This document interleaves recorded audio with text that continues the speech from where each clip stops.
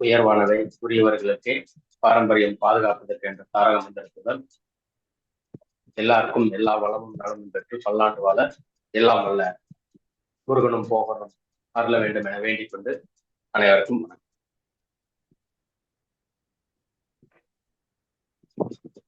வணக்கம் சார். வணக்கம் சார். வணக்கம் சார். வணக்கம். நம்ம இன்றைய வகுப்புல என்ன பார்க்க போறோம் அப்படின்னா, காலசக்கரம். அதாவது நம் முன்னோர்கள் வகுத்த பாரம்பரிய ஜோதிடத்தின் ஒரு அங்கம். நிறைய தசைகள் இருக்கு. குடுமகா தசை, விஸ்வத்தரி தசை, அது மாதிரி நிறைய தசைகள் இருக்கிற அந்த அமைப்புல இந்த காலசக்கர தசை அப்படிங்கிறது ஒண்ணு. காலசக்கரம்லாம் என்ன? காலத்தை இயக்கக்கூடிய வட்டம்னு பேர். வட்டம்னா என்ன? ஒரு இடத்துல துவங்கி அதே இடத்துல மீண்டும் முடியும் இல்லையா? அதுதான் காலசக்கரம் அப்படின்னு சொல்லக்கூடிய வழக்கம் இருக்கு. அப்ப அந்த காலசக்கர நிர்ணயத்துல நம்ம முன்னோர்கள் என்ன பண்ணியிருக்காங்கன்னா, வளவோட்டு நட்சத்திரம், இடவோட்டு நட்சத்திரம் அப்படின்னு சொல்லிட்டு இந்த 27 நட்சத்திரங்களை பிரிச்சிருக்காங்க. அப்ப வளவோட்டு நட்சத்திரம் அப்படிங்கிற ஒருத்தர் பிறந்திருக்கிறார்னு வச்சுக்கோங்களேன்.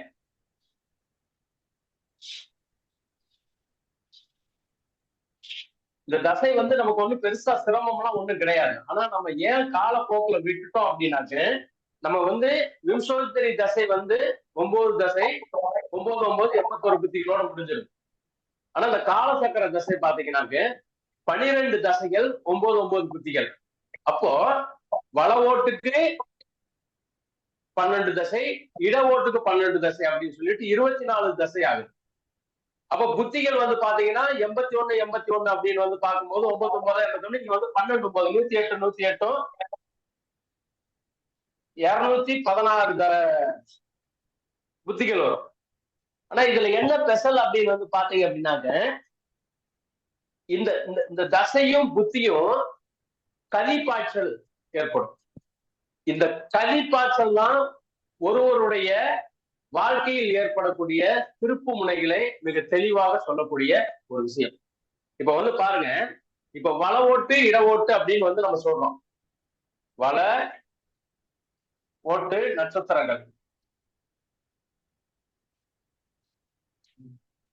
அதாவது பாத்தீங்கன்னா அஸ்வினி, பரணி, கிருத்திகை, இது மூணுமே வளவோட்டு நட்சத்திரம்னு ஆகும். முதல் 3 வளவோட்டு நட்சத்திரம், அடுத்த 3 இடவோட்டு நட்சத்திரம். அப்படி மாறி மாறி வரும். இல்ல சார், முதல் 3 ரோகிணி, மிருகசீரிடம், திருவாதிரை, இது இடவோட்டு நட்சத்திரம். அப்ப இப்படியே 3 நட்சத்திரங்கள்ல வளவோடு இடவோடு அப்படின்னு சொல்லி பிரிச்சிருக்கிறாங்க. இப்ப இந்த வளவோட்டு நட்சத்திரத்துல ஒருத்தர் பிறந்தார் அப்படின்னா தசை எப்படி போகும் அப்படின்னு பாத்தீங்கன்னாக்க, மேச செவ்வாய், அதுக்கடுத்து ரிஷப சுக்கிரன்,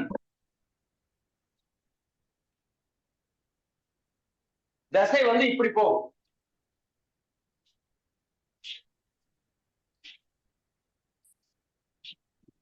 இப்படி மீனத்துல முடியும். இது வளவோட்டுல ஒருத்தர் பிறந்திருந்தாங்க அப்படின்னா அந்த தசை இப்படி வளமாக முடியும். ஆனா இந்த புத்திகள் இப்படி வளமாக வரணுங்கிற அவசியமே இல்லை. புத்திகள் பாத்தீங்கன்னா இப்படி ஆரம்பிச்சு இப்படி வரக்கூடியது தப்புன்னு இங்க விருட்சத்துல இருந்து தப்புன்னு இங்க கதிப்பாய்ச்சல கொடுத்துரும். அதே சமயத்துல அங்க இருந்து பாத்தீங்க அப்படின்னா இங்க ஒரு கதிப்பாய்ச்சலை கொடுத்துரும். சரி, இந்த கதிப்பாய்ச்சல் மட்டும்தானா அப்படின்னு பாத்தீங்கன்னாக்க அப்படி கிடையாது. இந்த வளவோட்டு நட்சத்திரத்திலே இடமாக புத்திகளை நடத்தும். அப்படி இடமாக புத்திகளை நடத்தும் போது இப்படித்தான் போகும். இப்படி போகும்போது இங்க வரைக்கும் நார்மலா போகக்கூடிய அந்த புத்தி இங்க இருந்து இப்படி ஜம்ப் ஆகும். இங்க சிம்மத்துக்கு போகாது. இங்க கடகத்துக்கு போய் கடகத்துல இருந்து சிம்மத்துக்கு அதுக்கு பார்த்தா இங்க இருந்து மிருகத்துக்கு போகும். அப்ப இது என்ன பண்றாங்க அப்படின்னா தவளக்கதி.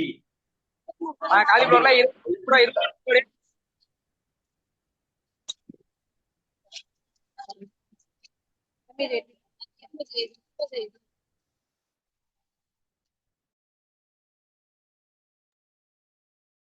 வந்து என்ன சொல்றாங்க, தவளக்கதி அப்படின்னு வந்து சொல்றாங்க. அப்ப இந்த தவளக்கதியிலேயே வந்து 2, 3 கதி பாய்ச்சல் இருக்கு. தவளக்கதின்னு ஒண்ணு இருக்குது, மயில் கதி அப்படின்னு சொல்லி இருக்கு, பாம்பு கதி அப்படின்னு சொல்லி இருக்கு. இது எல்லாமே வந்து சின்ன சின்ன இந்த பாம்பு கதி என்ன சொல்லுவாங்க அப்படின்னா புரளுதல் அப்படிம்பா. அப்போ புரளுதுன்னா அந்த ஒரு ஒரு புத்தியில இருந்து அடுத்த புத்திக்கு வந்து அது பிறண்டு சர்வேந்து போகும்போது அது வந்து ஆற்று நீர் கதியா இல்லாம, அப்ப ஆற்று நீர் கதி அப்படின்னா வந்து இப்படி நம்ம சொல்றோம் இல்லையா, இது வந்து இந்த இந்த ஒவ்வொரு அதாவது வந்து புத்தியில வந்து பாத்தீங்க அப்படின்னாக்க இப்ப வந்து பாருங்க, விருச்சிக செவ்வாய், அதுக்கடுத்து துலாம் சுக்கிரன், அதுக்கடுத்து கன்னி புதன், இப்படி வந்து வரிசையா இருந்துச்சுனாக்க இதுக்கு பேர் ஆற்று நீர்க்கதின்னு பேர். இந்த ஆற்று நீர்க்கதி ஒரு ஜலனமே இல்லாம அழகா வந்து போயிட்டு இருக்கக்கூடிய சூப்பரான புத்தி அப்படின்னா சூப்பரான நிலைமைகளை கொடுக்கும், தீமையானதை அப்படியே வந்து கொடுத்துட்டு போகும். ஆனா அந்த கதி மாற்றத்தில் நமக்கு ஏற்படக்கூடிய இந்த பாய்ச்சல் இருக்கு பாருங்க, இந்த பாய்ச்சலும் இந்த பாய்ச்சலும் அதே மாதிரி அதே மாதிரி வந்து பாத்தீங்கன்னா இங்க இருந்து இப்படி ஒரு பாய்ச்சல் இருக்கு, மேசத்துல இருந்து தனுஷ்க்கு பாடக்கூடிய ஒரு பாய்ச்சல் இருக்கு. அப்ப இந்த 2 பாய்ச்சல் வந்து ஒரு தசை நடக்குது அப்படின்னா அதுல ஏற்படக்கூடிய புத்திகள்ல ஏதாவது இடையில தான் அந்த பாய்ச்சல் இருக்கு. நம்ம நினைக்கிற ஒரு தசை முடிஞ்சுமே அடுத்த தசை துவங்கும் போது இப்படி வந்து ஒரு பாய்ச்சலை வந்து கொடுத்துரும் அப்படின்னு நினைப்போம். அப்படி இருக்கவே இருக்காது. அது வந்து பாத்தீங்கன்னா புத்திகள்ல அப்ப வந்து ஒரு தசை நடக்குது அப்படின்னாக்க ஒரு மேச செவ்வாய் தசையை நடத்துறாரு அப்படின்னா அவர் வந்து புத்திகள் வந்து நடக்கும்போது புத்திகள்ல தான் வந்து இந்த கதிப்பாய்ச்சல் ஏற்படும். அப்ப அந்த கதிப்பாய்ச்சல் ஏற்படக்கூடியது குதிரைக்கதியனும் சிம்மலோன கதின்னு சொல்லி சொல்லுவாங்க. இந்த 2 கதி வந்து நடத்தும் போது நமக்கு வந்து நல்ல பலன்கள் தரணும் அப்படின்னாக்க வந்து மிக அற்புதமான பலன்களை வந்து கொடுத்துரும். அது வந்து சரியில்லாதது அப்படின்னா பெரிய கோடீஸ்வரனா இருந்தாலும் சரி, அவனை வந்து ஒரு பெரிய ஒரு கடனாளி ஆக்குறது மட்டுமல்லாமல் மான அவமானங்களை பெற வச்சு. அதே மாதிரி வந்து பாத்தீங்கன்னா வந்து அது வந்து ஒரு சுப தசையா மாறி சுபத்தன்மையில வந்து அவர் வந்து அந்த கதியை நடத்துறாருன்னு வச்சுக்கோங்களேன்.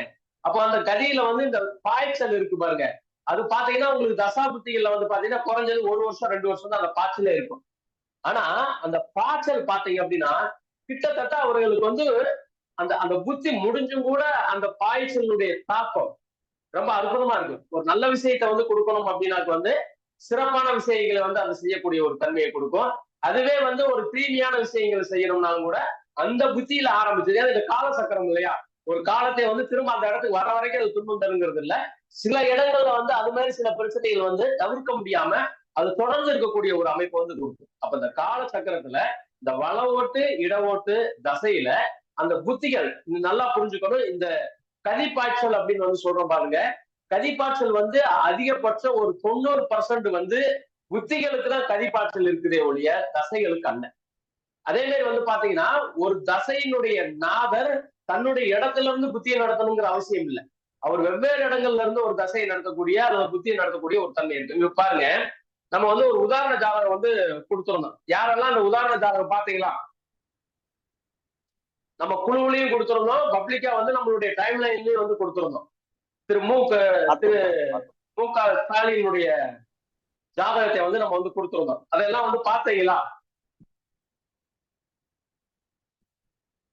யாரெல்லாம் அதை பார்த்திருக்கீங்க? சரிங்களா? பார்த்திருந்தீங்கன்னா வந்து அது கொஞ்சம் மைண்ட்ல வச்சுக்கோங்க. நான் இப்ப அதை எப்படி சொல்றதுன்னு வந்து உங்களுக்கு நான் சொல்றேன் பாருங்க.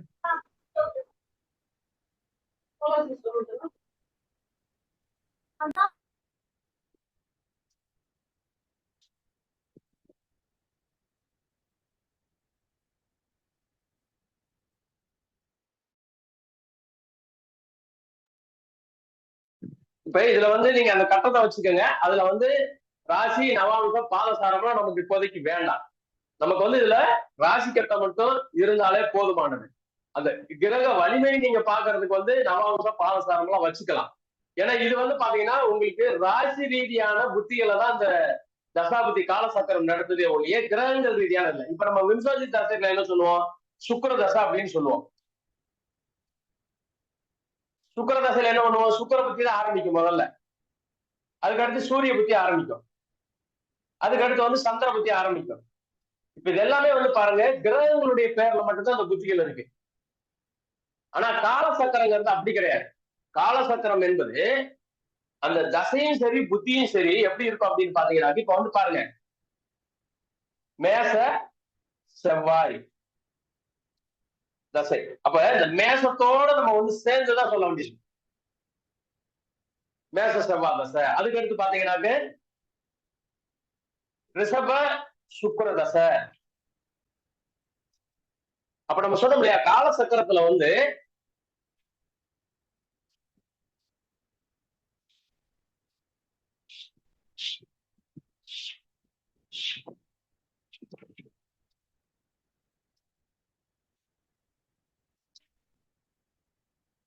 இப்ப இந்த காலசக்கரத்துல வந்து பாத்தீங்க அப்படின்னாக்க இதுதான் வந்து நம்ம காலசக்கரம் அப்படின்னு வந்து சொல்றோம்.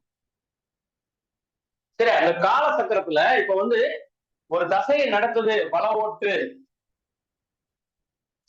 ஓட்டு நட்சத்திரம்னா அந்த தசை வந்து எப்படி இருக்கு அப்படின்னாக்க இங்க மேசம் அப்படின்னு முதல்ல தசை ஆரம்பிக்கும். அடுத்த தசை பாத்தீங்கன்னா ரிஷபம்னு ஆரம்பிக்கும். அடுத்த தசை பாத்தீங்கன்னா மிதனம்னு ஆரம்பிக்கும். அப்ப இந்த தசைகள் வந்து பாத்தீங்கன்னா வள ஓட்டு இப்படி வளமாவே வந்துருக்கு. இதுவே இடவோட்டு நட்சத்திரம் எப்படி தசையை நடத்தும் அப்படின்னாக்க இப்ப பாருங்க, மேசம் ரிஷபம் மிதனம் கடகம் சிம்மம் கன்னி துலாம் விருச்சிகம். இப்ப இது விருச்சிகம்னு வச்சுக்கோங்க.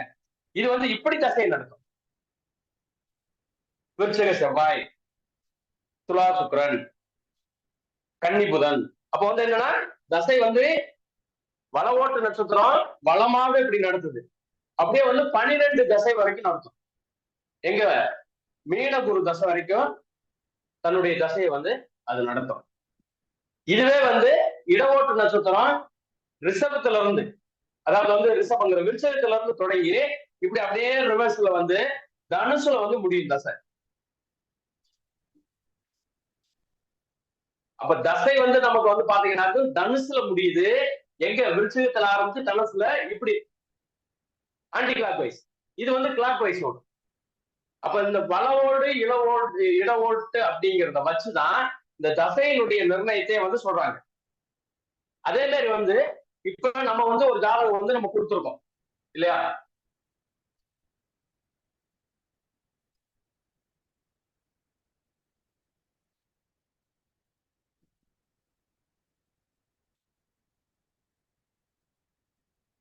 பாருங்க,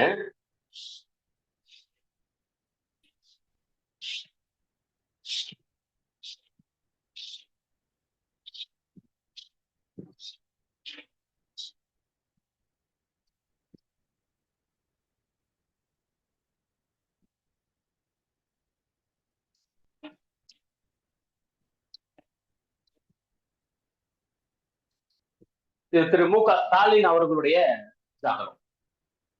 இப்ப இந்த ஜாதகத்தில் இருக்கக்கூடிய கிரக நிலைகள் அப்படியே சொல்லுங்க பார்ப்போம். விருச்சிக லக்னம், துலாவுல சனி வக்கரம் பெற்றிருக்காரு, மாந்தி கூட இருக்காரு, 3ஆம் இடத்துல ராகு, 4ஆம் இடத்துல சூரியன், 5ஆம் இடத்துல வந்து செவ்வாய் புதன், 6ஆம் இடத்துல வந்து குரு சுக்கிரன், 9ஆம் இடத்துல கேது, 10ஆம் இடத்துல சந்திரன். இவருடைய பிறந்த தேதி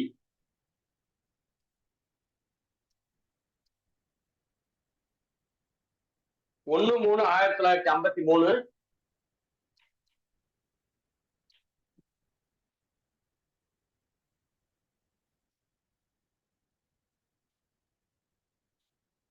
ஆயிரத்தி தொள்ளாயிரத்தி 53 1:51 PM சென்னை. 11:51 PM சென்னை.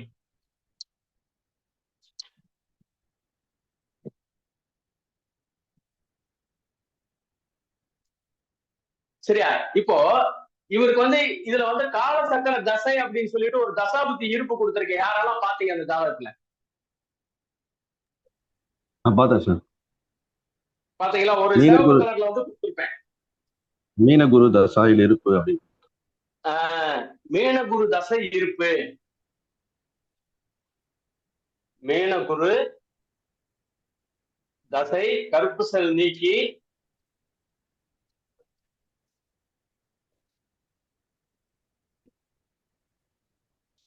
எவ்வளவு கொடுத்துருக்கோம்? 5 வருஷம் 4 6 மாதம் வருடம் 6 வருடம் 4 மாதம் 5 வருடம் சார். 4 நாள். இதை எப்படி கணிதம் பண்ணணும் அப்படின்னு சொல்லிட்டு நம்ம இந்த வகுப்புல வந்து சொல்ல போறது இல்ல. அடுத்து வந்து நம்ம நடத்த போற கட்டண முறை வகுப்புல வந்து நம்ம வந்து சொல்லுவோம். ஏன்னா இது கணித முறைகள் போனோம்னா நம்ம வந்து ரொம்ப இதாயிரும். இதுக்கு வந்து நம்ம எப்படி பலன் எடுக்கிறது அப்படிங்கிறது வந்து இந்த தசாபதிகள் உங்களுக்கு தெரியணும் அப்படிங்கிறதுக்காண்டியா நம்ம வந்து எடுத்திருக்கோம். சரியா? இப்போ இது வந்து மீனகுரு தசை. இது மீனகுரு தசையில 6 வருஷம் 4 மாசம் 4 நாள் இருந்திருக்கு. சரியா? இப்ப வந்து இது என்ன சொல்றான்? இவர் பிறந்த நட்சத்திரம் என்ன நட்சத்திரம்? உத்தரம் 1. உத்தரம் 1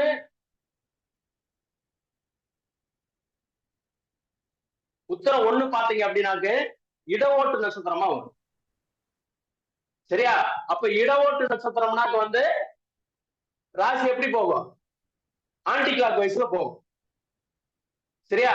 அப்ப ஆன்டி கிளாக் வைஸ்ல நமக்கு போகும்போது இப்படித்தான் போகும். விருட்சகத்துல இருந்து இப்படி ஒவ்வொன்னா போகுது. விருட்சகம், துலாம், கன்னி, சிம்மம், கடகம், மிதுனம், ரிஷபம், மேஷம், மீனம், அதுக்கடுத்து மகரம், அதுக்கடுத்து கும்பம், மகரம், தனுஷுன்னு சொல்லி இந்த 12 தசை வந்து முடியும். சரியா? இப்போ இந்த தசையில வந்து நமக்கு வந்து அவர் பிறந்ததே எங்க பிறந்திருக்கிறாரு? மீனகுருல 6 வருஷம் 4 மாசம் 4 நாள்ல வந்து பிறந்திருக்கிறார். அப்ப அதுக்கு அடுத்து அவருக்கு என்ன வரும்? இந்த மீனுக்கு அடுத்து மகர சனி வரும். நம்ம அப்படியே ஒவ்வொரு தசாபுத்தியா வந்து பார்த்துட்டு வந்துடலாம். ஏன்னா இதுல வந்து சில முக்கியமான நிகழ்வுகளை வந்து நீங்க தெரிஞ்சுக்கணும். அது எப்படி காலசக்கர தசையில 100% வந்து பலிதத்தை கொடுத்திருக்கு அப்படிங்கறத வந்து நம்ம வந்து தெரிஞ்சுக்கிறதுக்காக உங்களுக்கு எந்தெந்த தசையில வந்து அவருக்கான அந்த பலிதம் வந்து ஏற்பட்டது அப்படிங்கறத பத்தி நம்ம வந்து பார்க்க போறோம். ஏன்னா இது வந்து காலசக்கர தசையை ஃபாலோ பண்றவங்களுக்கு அந்த கலிப்பாய்ச்சல் வந்து எந்த அளவுக்கு வந்து ஒரு ஒரிஜினலான ஒரு பலனை வந்து தருது அப்படிங்கறத நம்ம வந்து தெரிஞ்சுக்கணும். நம்ம வந்து விம்சோத்திரி தசையை விட குடுமகா தசையை விட காலசக்கர தசையை நாம பயன்படுத்துறப்போ அதனுடைய பலன்கள் வந்து மிக மிக மிக துல்லியமாக நிறைய டிஃபரெண்டான பலன்களும், அதாவது வந்து என்ன சொல்லுவான், ஒரு பெரிய திருப்புமையை வந்து நம்ம முன்னாடியே சொல்லக்கூடிய ஒரு வாய்ப்பை வந்து கொடுக்குது. அதுக்காக வேண்டியதான் வந்து இப்போ மு க ஸ்டாலினுடைய ஜாதகங்கள்ல பாத்தீங்க அப்படின்னா அவர் கடந்து வந்த பாதைகள் இருக்கும் இல்லையா, அவர் வந்து முக்கிய பொறுப்புகள்லாம் எப்படி வந்தாரு, அந்த கதி மாற்றத்துல வந்து அது எப்படி எல்லாம் அவருக்கு வந்து ஒரு வளர்ச்சியை கொடுத்துச்சு அப்படின்னு வந்து தெரிஞ்சுக்கிறதுக்காக வேண்டியாதான் நம்ம வந்து ஸ்டாலின் ஜாதகத்தை எடுத்திருக்கோம். நம்ம அதிக வகுப்புல வந்து பாத்தீங்க அப்படின்னா செலிபிரிட்டி ஜாதகம் நம்ம எடுக்க மாட்டோம். ஏன் அப்படின்னாக்க வந்து நம்ம அது எல்லாமே வந்து பாரம்பரிய ஜோதிடத்துல எல்லாமே நமக்கு தெரிஞ்ச விஷயங்கள். ஆனா இந்த காலசக்கர தசை இன்னைக்கு நிலைக்கு அதிக நபர்களால் பார்க்கப்படாமல் பழைய ஜாதகங்கள் நீங்க பாக்குற ஒரு 30-40 வருஷத்துக்கு முன்னாடி எழுதின ஜாதகங்கள்ல காலசக்கர தசைன்னு போட்டு அதனுடைய தசா புத்திகளை வந்து நோட்ல எழுதியிருப்பாங்க. யாரெல்லாம் காலசக்கர தசா புத்திய பத்தி நோட்ல பழைய ஜாதகங்கள்ல யாரெல்லாம் பார்த்திருக்கீங்க? யாராவது ஒருத்தர் ரெண்டு பார்த்திருந்தா வந்து பார்த்திருக்கேன் அப்படிங்கிற ஒரு தகவல் மட்டும் சொல்லலாம். பார்த்திருக்கேன் சார். ஆனா ஏன் இதெல்லாம் எழுதிட்டாங்கன்னு புரிஞ்சுது. யோசிச்சிருக்கான்னு தெரியாது. எதுக்கு இதெல்லாம் எழுதி வச்சிருக்காங்க நான் யோசிச்சிருக்கேன். காலசக்கரம் அப்படின்னு சொல்லிட்டு எதுக்கு எழுதியிருக்காங்க? விம்சோத்தரி தசைன்னு ஒண்ணு கொடுத்துட்டு குடுமகா தசைன்னு ஒண்ணு கொடுத்துட்டு ஏன் வந்து காலசக்கர தசைன்னு ஒண்ணு கொடுக்குறாங்க நிறைய பேருக்கு தெரியாது இல்லையா? காரணம் என்னன்னா இன்னைக்கு வந்து ஜாதகங்களை நம்மளுமே எழுதுறது இல்லை. இப்ப நாமளுமே வந்து நானுமே எழுதி கொடுக்குறேன் ஜாதகம். ஆனா அதுக்கான அந்த பக்கங்களோ அதுக்கான இதுக்கெல்லாம் இல்லை அப்படிங்கிறதுனால நாம வந்து பண்றது இல்லை.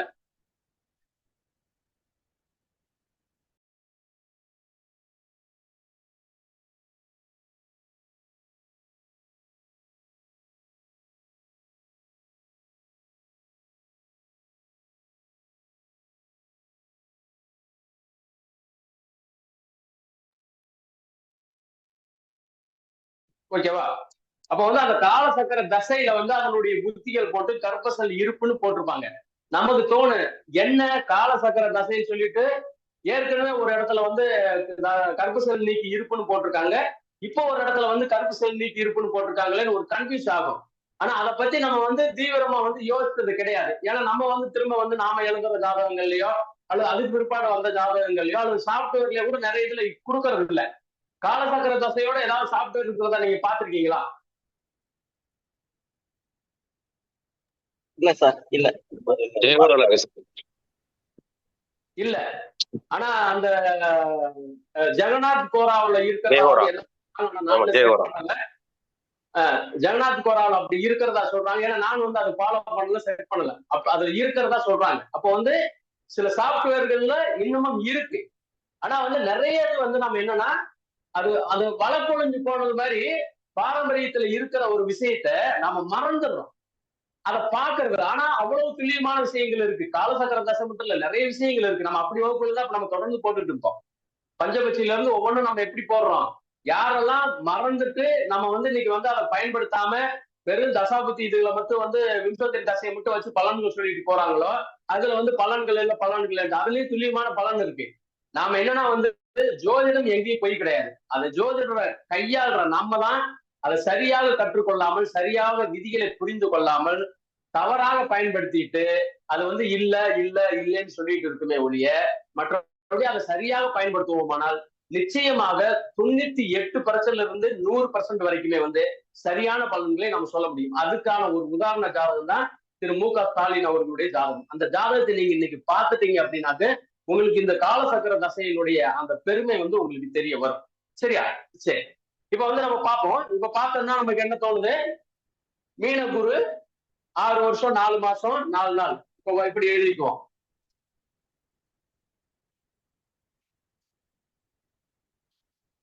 அதுக்கடுத்து இது ஆன்டி கிளாக் வைஸா தான் போகும். ஏன்னா இட ஓட்ட நட்சத்திரம் இல்லையா. அதுக்கடுத்து இங்க மீனத்துல ஆரம்பிச்சது கும்பத்துல ஓடும். அதுக்கடுத்து பாத்தீங்கன்னாக்க கும்ப சனி தசை 4 வருடம். அதுக்கடுத்து மகரம், மகர சனி தசை 4 வருடம். இப்ப பாத்தீங்கன்னா 4 4 14 கிட்டத்தட்ட 14 வயசு வரைக்குமே வந்து ஒரு இளமை காலம்னு வந்து நம்ம எடுத்துக்குவோம். 14 வருஷம் வரைக்கும் ஒரு இளமை காலம் தான். இந்த காலத்துல வந்து நம்ம அவருக்கான ஒரு வெற்றி தோல்வியில வந்து பெருசா எடுத்துக்க முடியாது. ஏன்னா 14 வயசு வரைக்கும் படிக்கிற வயசு தானே. படிக்கிற வயசுல வந்து ஒரு அரசியல்வாதி மகன் வந்து எப்படி இருப்பான் அப்படிங்கிறது நமக்கு தெரியும். பத்தாவது வந்து நீங்க பாருங்க, கடந்து வந்தது வந்து ஆரம்பத்துல வந்து 6 வருஷம் தான் வந்து நமக்கு வந்து மீன குருவா இருந்திருக்கு. அதுக்கடுத்து கும்ப மகர சனியினுடைய தசைகள் தான் இருந்திருக்கு இல்லையா. அப்ப இந்த தசைகள் வந்து எப்படி வந்து வேலை செஞ்சிருக்கும் அப்படிங்கிறது தெரியும். நம்ம ஒரு சாதாரண ஒரு வசதியான நபர்களாவே இருந்தாலே வந்து என்னெல்லாமா பண்றோம். அப்ப இது வந்து அப்படித்தான் வந்து அது கொடுத்துருக்கும் அப்படிங்கறத வந்து நீங்க பாத்தீங்க அப்படின்னா இதுல கிரக வலிமையை வந்து பாக்குறது ஒரு முறை. அதை வந்து இன்னும் கொஞ்சம் நம்ம துல்லியப்படுத்துவதற்கு கிரக வலிமை வந்து தேவைப்படுது. ஆனா மேக்சிமம் இந்த லக்னத்துக்கு இவர்கள் எத்தனாம் இடத்தை வந்து இயக்கி தசையை நடத்துறாங்க, அந்த தசாநாதனுக்கு இந்த புத்திநாதன் எங்க இருந்து புத்தியை நடத்துறாரு அப்படின்னு சொல்லி நம்ம பார்த்துட்டாலே நிறைய விஷயங்கள் வந்து மிக அற்புதமாக நமக்கு வந்து அது பலன் தரக்கூடிய ஒரு விஷயம் வந்து புரிந்து கொள்ள முடியும். இப்ப பாருங்க, சரி இப்ப வந்து கும்பவத்துக்கு முடிச்சாச்சு, மகரத்துக்கு முடிச்சாச்சு இல்லையா. அதுக்கடுத்து பாத்தீங்கன்னாக்க தனுசு குருனுடைய தசை. இப்ப தனுசு குரு தசை அப்படின்னு வந்து சொன்னாலும் கூட இது எங்க வந்து பாத்தீங்க அப்படின்னாக்கு 10 வருடம்.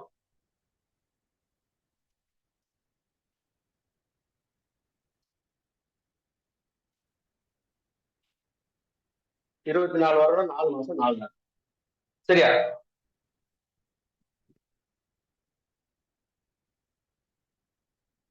இப்ப இது எப்படி வந்து பாத்தீங்க அப்படின்னா இந்த தனுசுல இருந்து இங்க வந்து ஒரு கதிபாய்ச்சல புத்தியில் நடக்கும். இப்ப வந்து தசை வந்து பாத்தீங்கன்னா தனுசு குரு. ஆனா புத்தி எங்க இருந்து ஆரம்பிக்கும், தனுசுல இருந்து ஆரம்பிக்காது. இங்க மேசத்துல இருந்தா புத்தி ஆரம்பிக்கும். அப்ப வந்து ஃபர்ஸ்டே வந்து தனுசு குருல மேச செவ்வாய் புத்தி தான் தொடங்கும்.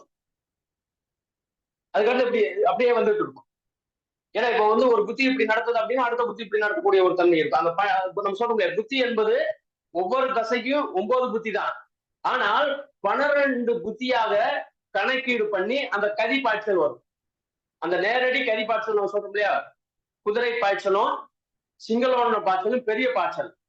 அதுதான் வந்து இப்படி மாறக்கூடியது. நம்ம ஏற்கனவே சொன்னோம் இல்லையா, இங்க இருந்து இங்க மாறக்கூடியது, இங்க இருந்து இங்க மாறக்கூடிய அமைப்பு இருக்கு இல்லையா, அது வந்து கதி பாய்ச்சல். அதுக்கடுத்து இந்த கதி எல்லாமே சின்ன சின்ன கதிகள், தவளை கதி, பாம்பு கதி, மயில் கதி அப்படிங்கிற மாதிரி சின்ன சின்ன கதி பாய்ச்சல்கள். அதுக்கடுத்து ஒரு சீரா போகக்கூடியது ஆற்று நீர்க்கதி அப்படின்னு வந்து சொல்றோம். சரியா? அப்ப வந்து பாருங்க, இப்ப இதுல வந்து நமக்கு வந்து இதனுடைய தன்மைகள் வந்து புரிஞ்சிருச்சு. இப்ப வந்து பாருங்க, இந்த ஜாதகத்துல வந்து உங்களுக்கு வந்து எதுல இருந்து நம்ம வந்து எடுத்திருக்கோம் அப்படிங்கிறது வந்து பாக்குறோம். தனுசு குரு தசையில ரிஷப சுக்கிர புத்தி இவருக்கு நடைபெற்றது. எப்ப? 17/3/68 முதல் 23/10/2069 வரை. சரிங்களா? நான் சொல்ற தேதியை வந்து நீங்க குறிச்சுக்கங்க. திரும்ப வந்து அந்த காலசக்கர தசையை வந்து நீங்க வந்து உங்களுக்கு கணக்கீடு போட்டு அதை நீங்க செக் பண்றதா இருந்தா செக் பண்ணிக்கங்க. சரியா? அதாவது வந்து இந்த ஜாதகம் இடவோட்டு நட்சத்திரம் 17/3/1968 முதல் 23/10/1969 வரை தனுசு குரு தசையில, நம்ம தனுசு குரு தசை இப்ப வந்துட்டோம். தனுசு குரு தசையில ரிஷப சுக்கிர புத்தி, இந்த ரிஷப சுக்கிர புத்தி தான் வந்து அப்ப நடக்குது. எந்த டயத்துல? 17/3/1968 இருந்து 23/10/1969 வரை. அப்ப வந்து இந்த ரிஷப சுக்கிர புத்தி நடைபெறுது. இந்த காலசக்கர தசையில தசாநாதனுக்கு தனுஷ் குரு இங்க இருக்கிறார். குருவோட புத்திநாதன் யாரு? சுக்கிரன். சுக்கிரன் நவாம்சத்திலையும் நீங்க பாத்தீங்க அப்படின்னா அது வந்து மேசத்துல தான் இருப்பார், வர்க்கோத்தமத்தில் இருப்பார். அந்த ஜாதக கட்டை பாத்தீங்களா? ஜாதக கட்டை வச்சிருக்கீங்களா கையில? வர்க்கோத்தமத்தில் இருக்கிறார். வர்க்கோத்தமத்தில் இருக்கிறார். அப்ப என்னன்னாக்கு இவர் வந்து அப்பவே இந்த வர்க்கோத்தமத்துல இருந்த ஒரு நிலையில அந்த அரசியல்ல வந்து ஒரு ஸ்டார்டிங் புள்ளி வைக்கிறது அப்படின்னு நம்ம வந்து சொல்றோம் பாருங்க. ஒரு சாதாரண ஒரு சலூன் கடையில இருந்து இளைஞர் அணியை துவக்கிறார். அரசியல்ல முதல் புள்ளி. நீங்க ஏன் இந்த இடத்துல வந்து இந்த இடத்த வந்து நம்ம வந்து சொல்றோம் அப்படின்னா, இந்த ரிஷப சுக்கிரன் வர்க்கோத்தம நிலையிலிருந்து நமக்கு பாருங்க, லக்னத்துக்கு 6ஆம் இடத்துல இருக்கு இல்லையா? 6ஆம் இடத்துல இருக்கு. ஆனா 6ஆம் இடத்துல இருந்தாலும் இந்த இந்த சுக்கிரன் வந்து 7ஆம் இடத்துக்கு அதிபதியாக.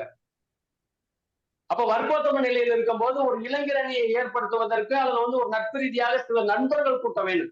அரசியல் மக்கள் கூட்டங்களை விட நம்ம தனிப்பட்ட ஒரு இயக்கத்தை துவங்குறது மாதிரி இருந்துச்சு, நமக்கு என்ன வேணும்? முதல்ல சப்போர்ட், நண்பர்களுடைய சப்போர்ட் இல்லையா? அப்ப அந்த நண்பர்களுடைய சப்போர்ட் மூலமாக அவர் வந்து இளைஞர் அணியை, அது ஒரு சலூன் கடையில, ஒரு சர்வசாதாரணமான ஒரு சலூன் கடையில இருந்து துவக்கிறார். அதுக்கடுத்து பாத்தீங்கன்னா இதே தனுசு குரு தசையில விருச்சக செவ்வாய் புத்தி வந்து 23/10/1975 இருந்து 5/7/1976 வரை நடைபெறுது. சரியா? இத நீங்க நல்லா பாத்துக்கங்க. இதுலயே வந்து விருச்சகம் அவர் லக்னாதிபதியினுடைய புத்தி. சரியா? அப்ப வந்து இங்க நீங்க இப்படி பார்க்கும்போது 8ஆம் இடத்திற்கு வந்துடுறார் புத்திநாதன் செவ்வாய். இங்க 12ஆம் இடத்துல இருந்தா புத்தி நடத்துறாரு. இந்த காலகட்டத்தில் அவர் மிசா சட்டத்தால் பயங்கரமாக தாக்கப்படுகிறார், கைது செய்யப்படுகிறார். தசாநாதனுக்கு புத்திநாதன் 8ல இருக்கு இல்லையா? அதே மாதிரி வந்து அந்த செவ்வாய் வந்து பாத்தீங்கன்னாலும் புதனோட சேர்ந்து குருவுக்கு 12ல இருக்கிறார். நான் சொல்றேன் உங்களுக்கு கால உங்களுக்கு அந்த தசாபுத்தி போட்டாதான் உங்களுக்கு ரொம்ப தெளிவா புரியும். ஏன்னா நம்ம வந்து புத்தியில போட்டுட்டு போனோம்னா வந்து ரொம்ப சிரமமா இருக்கும். இல்ல சார் இதுல கூட வந்து என்னன்னா அந்த திமித் அம்ச தோஷம் இருக்கு. அப்போ வந்து ஒரு பிரச்சனையை கொடுக்கணும் இருக்கு. அப்போ வந்து இது கரெக்டா தான் வருது. அப்போ வந்து அதுதான். அப்ப வந்து ஒரு சிறை தண்டனையை வந்து நீங்க நல்லா புரிஞ்சுங்க. ஒரு அரசியல்வாதியினுடைய மகன் 10ஆருக்கு வந்து அப்ப வந்து கலைஞர் அவர்கள் வந்து ஒரு முதலமைச்சராகவும் இருக்கிறார் இல்லையா? அப்ப வந்து அந்த அந்த டயத்துல வந்து அவர் வந்து கைது செய்யப்படுகிறார், கடுமையான தண்டனைகளுக்கு வந்து உள்ளாகிறார். சரியா? அப்ப வந்து அது எவ்வளவு கடுமையான ஒரு அமைப்புன்னு பாருங்க. அதே இருந்து பாருங்க, அந்த இதுல அந்த விருட்சத்துல இருந்து திரும்ப என்ன பண்ணுச்சுன்னா கன்னி புதன் தசை ஆரம்பிச்சுது. அடுத்து அதாவது இந்த ரிஷப சுக்கிர தசை முடிச்சுட்டு அடுத்து நம்ம போறது வந்து இந்த இதனுடைய தசைகளை பத்தி நம்ம பார்க்கல. ரிஷப தசையை பத்தி நம்ம வந்து ரிஷப சுக்கிரனுடைய தசை பார்க்கல. நம்ம அது வந்து அவ்வளவு சிறப்பான விஷயங்கள் வந்து அவருக்கு செய்யல. அதுக்கடுத்து மிதனத்துக்கு புதன் வரும். மிதன புதன் தசை. இந்த தசையில பாத்தீங்க அப்படின்னா மேசத்துல இருந்து தனுசுக்கு பாயுது புத்தி. அப்ப வந்து ஒரு பெரிய கலிப்பாற்றல் வந்து இங்க நடக்குது. அப்போ கன்னி, அதாவது வந்து மிதுனுடைய கன்னி புதன் தசையில நம்ம இதெல்லாம் தாண்டி கன்னிக்கு வந்துட்டோம். கன்னியினுடைய புதன் தசையில மேசத்துல இருந்து தனுசுக்கு பாய்ந்த குதிரைக்கதி இவரின் வாழ்வில் அசைக்க முடியாத ஒரு திருப்புமுனை உண்டாக்கிச்சு. அப்படி அசைக்க முடியாத திருப்புமுனை என்ன அப்படிங்கிறத இதை நம்ம கொஞ்சம் பார்த்துட்டு அடுத்து வரும்போது நம்ம பார்ப்போம். இப்ப இதை வந்து அப்படியே பெண்டிங் வைப்போம். நம்ம என்னன்னா இத்தனை தசையை தாண்டி இங்க வந்துட்டோம். இங்க வந்துட்டு கன்னி புதன்ல மேசத்துக்கு பாய்ந்த ஒரு விஷயம் அவருடைய வாழ்க்கையில வந்து அசைக்க முடியாத ஒரு பெரும் அரசியல் தலைவராக உருவாவதற்கான ஒரு வாய்ப்பை ஏற்படுத்துச்சு. அது என்ன அப்படிங்கறத வந்து நம்ம அப்படியே பின்னாடி வந்து நம்ம வருவோம், பார்க்கலாம். அதுக்கு முன்னாடி அடுத்த வந்து தசைகளை வந்து நம்ம வந்து கொஞ்சம் பார்த்துட்டு வந்துடலாம். ஓகேவா? நான் சொல்றது யாருக்காவது புரியாம இருக்குதா? புரியுது சார், புரியுது. அடுத்து நம்ம டாபிக்ல போனோம்னா என்ன கிளியர் ஆயிடும். புரியுது சார். சரியா? ஏன்னா நமக்கு வந்து அது புரிஞ்சா சரி. ஏன்னா உங்களுக்கு தசாபுத்த கணக்கீடுகள் தான் நம்ம இங்க கொடுக்கல. மற்றபடி உங்களுக்கு காலசக்கரம் வந்து எப்படி இயங்கும், எப்படி பலன் தரும் அப்படிங்கறதெல்லாம் உங்களுக்கு வந்து இங்க சொல்லதான் செய்யறேன். கணிதங்கள் மட்டும் தான் நமக்கு வரல. எப்படி கணக்குல போடணும் அப்படிங்கறத மட்டும் தான் உங்களுக்கு சொல்லாம இருக்கு. சரியா? சரி, அதுக்கு அடுத்து பாருங்க, விருச்சிக ஜன்மா தசையில கடக சந்திர புத்தி 20/10/1981 இருந்து 5/7/1983 வரைக்கும் நடைபெற்றுச்சு. அதாவது விருச்சிக செவ்வாயினுடைய தசை, கடக சந்திரனுடைய புத்தி 20/10/1981 இருந்து 5/7/1983 வரைக்கும் நடைபெற்றது. இது நல்லா பாருங்க. விருச்சிக செவ்வாய் 20/10/1981 இருந்து 5/7/1983 வரைக்கும். விருச்சிக செவ்வாய் லக்னாதிபதி ஆகிறார் முதல்ல. அதுக்கடுத்து திரிகோணமான 5ஆம் இடத்துல இருக்கிறார். புத்திநாதனான கடக சந்திரன் லக்னத்திற்கு 10ஆம் இடத்துல இருக்கிறார். அப்ப வந்து பாத்தீங்க அப்படின்னா திமுக கட்சியின் முதல் பதவியான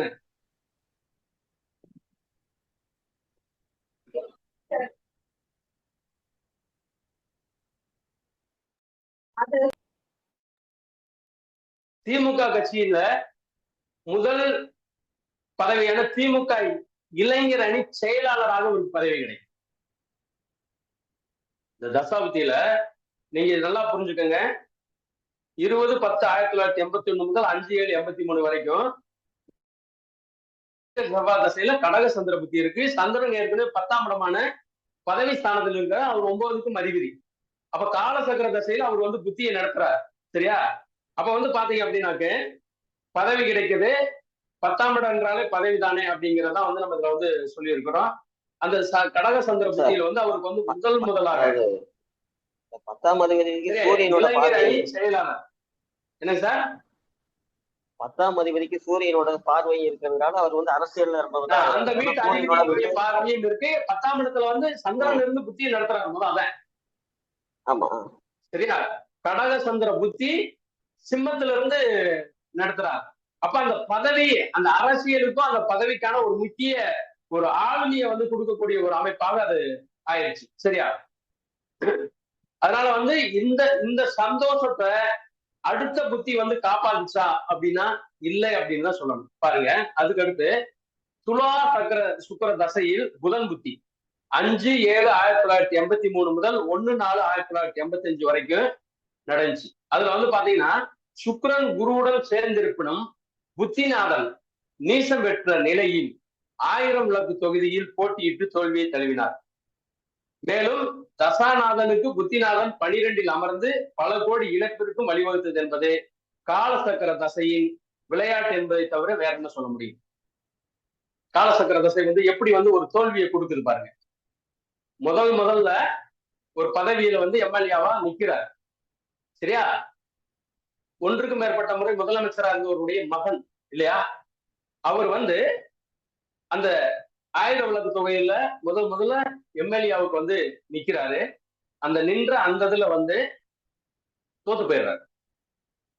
காரணம் என்ன அப்படின்னு வந்து நீங்க பாத்தீங்கன்னாக்க தசாநாதனுக்கு புத்திநாதன் 12இல் அமர்ந்து செலவு என்ற விரைகளையும் கொடுத்திருக்கிறார்.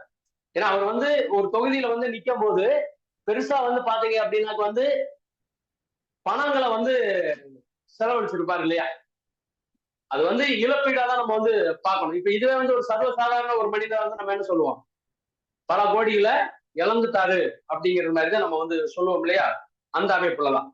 சரி, அதுக்கு அடுத்து பாருங்க, அதே துலா சக்கர தசையில் மீன குரு புத்தி நடந்துச்சு. எப்ப? 6/5/1989 இருந்து 10/8/1991 வரை. இது வந்து சுக்கிர தசாநாதனுக்கு மீன குரு புத்திநாதனும் சேர்ந்து மேசத்தில் அமர்ந்திருக்காங்க. இப்ப நம்ம ஏற்கனவே இந்த குருவும் சுக்கரனும், குருவனுடைய மீன குருவுல சுக்கரனுடைய ரிஷப சுக்கர புத்தி வந்து ஒரு பெரிய வெற்றிக்கு வந்து வழிவகுத்துச்சு இல்லையா?